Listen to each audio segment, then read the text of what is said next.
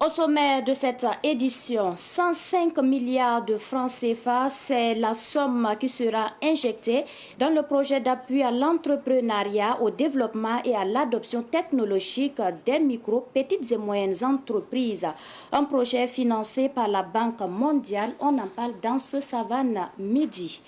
Et puis le mouvement 2 heures pour nous, 2 heures pour Kamita a tenu une conférence de presse ce matin. Elle avait pour objectif de parler du 15 mai retenu comme journée des coutumes et traditions au Burkina Faso. Pour le coordonnateur national du mouvement, le 15 mai n'est pas un choix fortuit. Vous l'entendrez dans cette édition. Voilà, c'était les principaux titres de cette édition. Bonjour à toutes et ravi de vous retrouver pour les informations de ce 12h45 sur Savane TV. Bienvenue à tous. Interdiction est faite aux populations de la commune de Korsimoro dans la région du centre-nord de consommer l'eau et le poisson du barrage de Korsimoro. Il est également interdit aux éleveurs d'y abreuver leurs animaux. Une décision prise après avoir découvert des poissons morts dans les installations piscicoles et dans le barrage, a indiqué dans un communiqué en date d'hier le président de la délégation spéciale par intérim de la commune de Korsimoro. Dans le même communiqué, il a affirmé que toute contrevenant sera sanctionné conformément à la loi. Et puis, l'association burkinabé des dialysés et insuffisants rénaux Abudir se dit soulagée par la décision du gouvernement du 13 mars dernier. Cette décision vient supprimer la caution pour l'admission en dialyse et réduire le coût lié à la dialyse. C'est un combat de l'Abudir qui vient d'être gagné. Écoutons le professeur Albert Ouedraogo, président de l'association, au micro de Ketura Saint-Poré. Notre combat de tous les jours, c'est d'alléger la souffrance des dialysés afin que la prise en charge ne soit pas une affaire de moyens financiers. Et ce combat a l'air de porter fruit dans la mesure où, avec le gouvernement de la transition, nous avons senti qu'il y a une anticipation par rapport à nos besoins, puisque beaucoup de personnes qui souffrent de la maladie rénale, qui n'avaient pas les 500 000 francs de caution, n'étaient pas éligibles à la dialyse. Et ça, c'était une discrimination fondée sur l'avoir. Et ça, c'est pas acceptable dans un pays qui se veut un pays de droit et un pays où l'humain est au cœur des préoccupations. Et donc cette décision prise en Conseil des ministres est une décision historique que nous saluons. Et c'est vrai qu'il y a encore du travail à faire. C'est la prise en charge de la fistule artéro-veineuse qui nous revient à 250 000 francs et que nous avons du mal à faire face parce que vous n'avez pas une fistule toute la vie. Vous pouvez faire une fistule et puis de la perdre en un mois. Chaque fois, il faut recommencer l'opération et chaque fois, il faut payer. Donc, nous voulons que les autorités, à l'instar de ce qui se passe par exemple au Sénégal, que l'on puisse prendre en charge la fistule artério-veineuse afin que cela puisse soulager les malades. Mais ce qui a été déjà fait mérite d'être salué et d'être encouragé. Une fois encore de plus, merci pour cette décision salutaire. Et puis, le Conseil burkinabé pour la sécurité des usagers de l'électricité a tenu une conférence de presse hier. Objectif, présenter l'association, ses missions et ses objectifs. À cette occasion, le Conseil burkinabé pour la sécurité des usagers de l'électricité a d'abord salué les structures déjà en place qui mènent des actions appropriées pour relancer le secteur de l'énergie. Nous en savons plus avec Sidiki Kabri. Né de la soif de protéger les usagers de l'électricité, le Conseil burkinabé pour la sécurité des usagers de l'électricité se fixe pour objectif de mener toutes les actions en vue d'assurer la sécurité des personnes et des biens matériels contre les accidents et catastrophes d'origine électrique et les risques inhérents à l'utilisation de l'électricité. Nous effectuons le contrôle de conformité des installations électriques intérieures avant leur première mise sous tension. Également, nous effectuons l'expertise des installations électriques intérieures dans le bâtiment. Ensuite, nous élaborons et nous mettons en œuvre toute étude et action en vue de respecter les normes de sécurité dans la réalisation des installations électriques intérieures.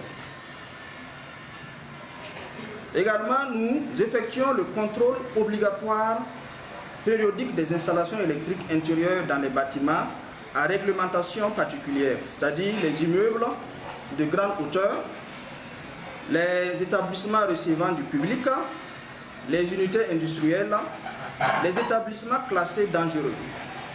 Également, nous sensibilisons les installateurs électriciens au respect des normes de sécurité en vigueur. Et pour commencer, le COPSUEL lance dans les prochains jours un programme d'activité visant à appuyer les structures pour zéro risque dans les installations électriques. Le COPSUEL mettra en place une base de données des artisans électriciens et des petites et moyennes entreprises PME intervenant dans le domaine de l'électricité suivie. D'un programme de renforcement de capacité des artisans électriciens au respect des normes de sécurité en vigueur et des dotations en matériel. Également, comme activité en cours, nous aurons des contrôles de conformité des installations électriques. Des marchés EIA seront réalisés. Le Conseil burkinabé pour la sécurité des usagers de l'électricité est une association de jeunes burkinabés qui a vu le jour en décembre 2023 et reconnue par les autorités le 30 janvier 2024. Pour mener à bien ses activités, le COPSUEL demande l'accompagnement de l'État burkinabé. Je vous l'annonçais en titre, avec un financement de plus de 105 milliards de francs CFA, le projet d'appui à l'entrepreneuriat, au développement et à l'adoption technologique vise à améliorer l'accès des micros, des petites et moyennes entreprises à la technologie et à une main-d'œuvre mieux formée. Le projet, qui dure 6 ans, est financé par la Banque mondiale. Le lancement a eu lieu ce matin à Ouagadougou. Écoutons le ministre en charge des petites et moyennes entreprises, Serge Poda, au micro de Abdoulaye Kinda.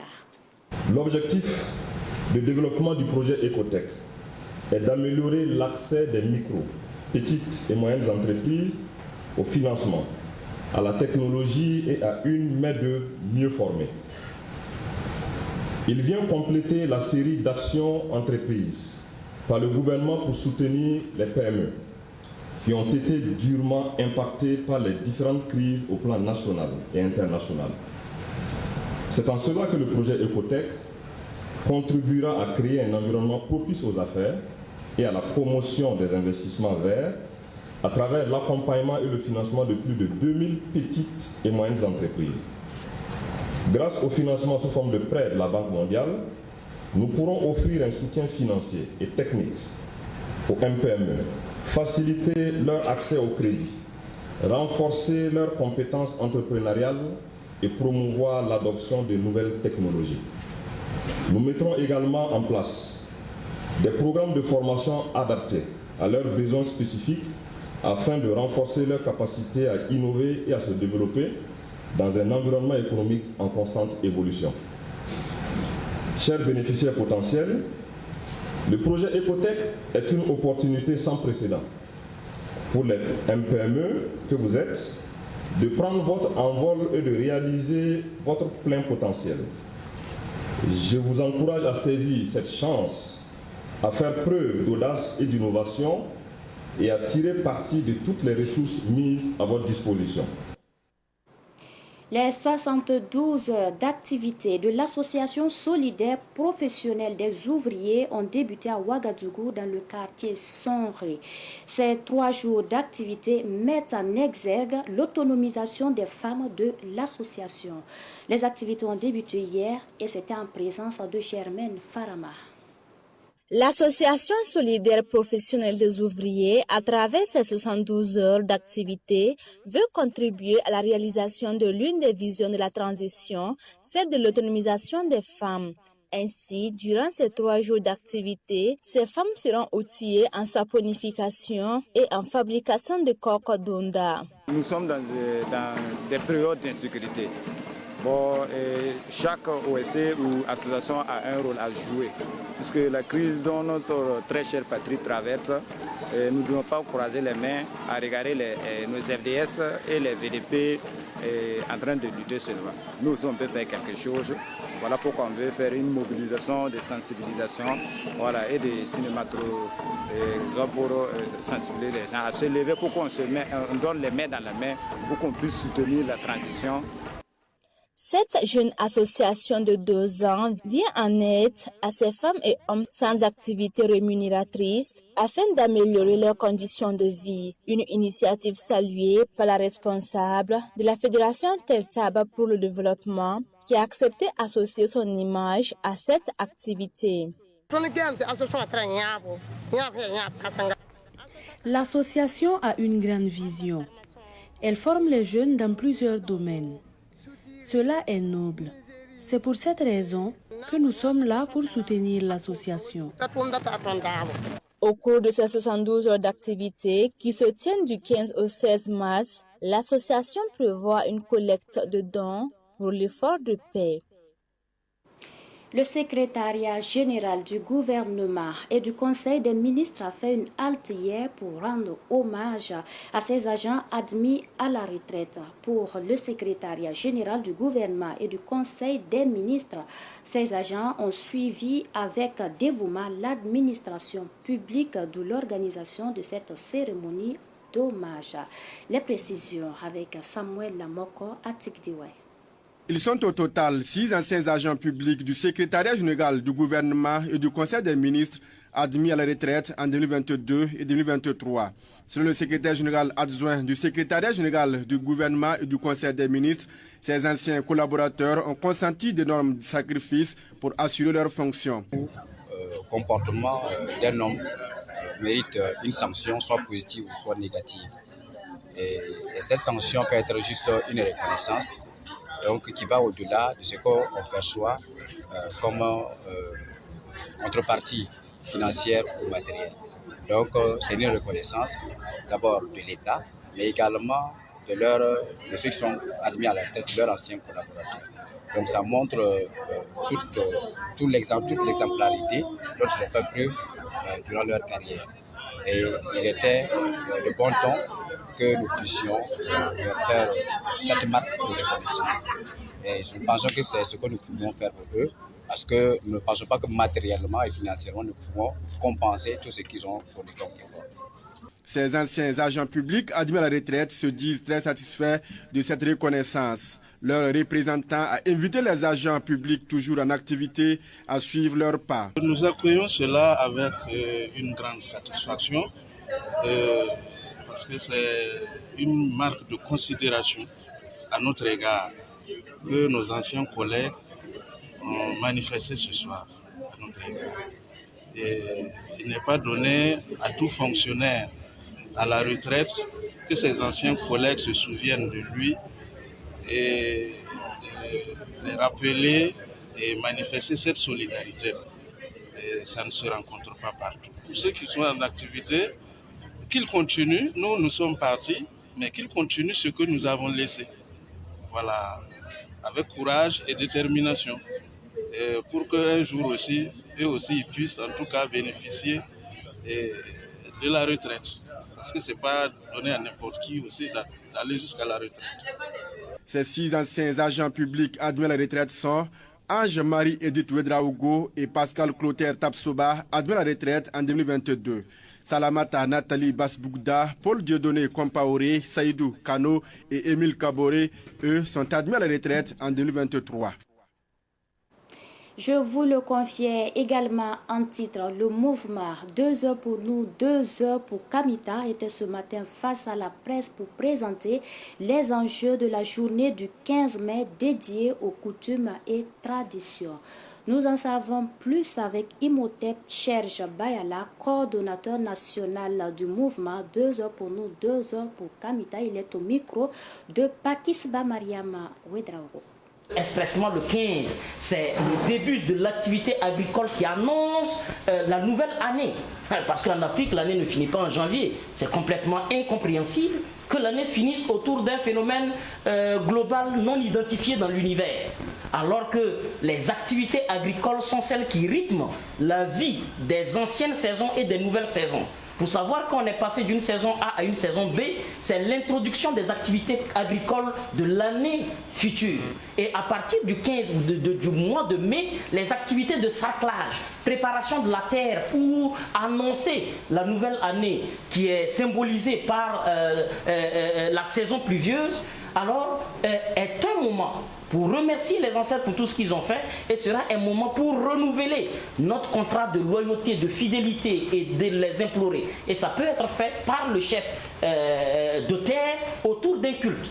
Il peut le faire et il doit être instruit à le faire de façon formelle par le ministère du territoire.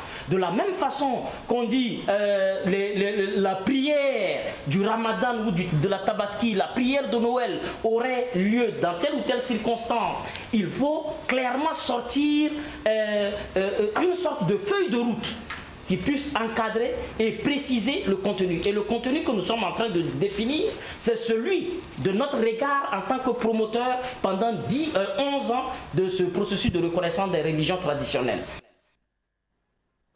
Et puis l'actualité hors du Burkina Faso au Sénégal, les partisans de l'opposant Ousmane Sonko sont dans la joie.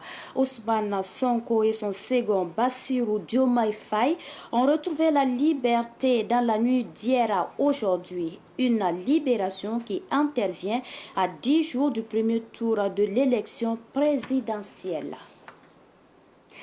Voilà, ainsi se referme cette édition que j'ai pris du plaisir à vous présenter. Merci pour votre constante fidélité. La suite du programme dans un instant.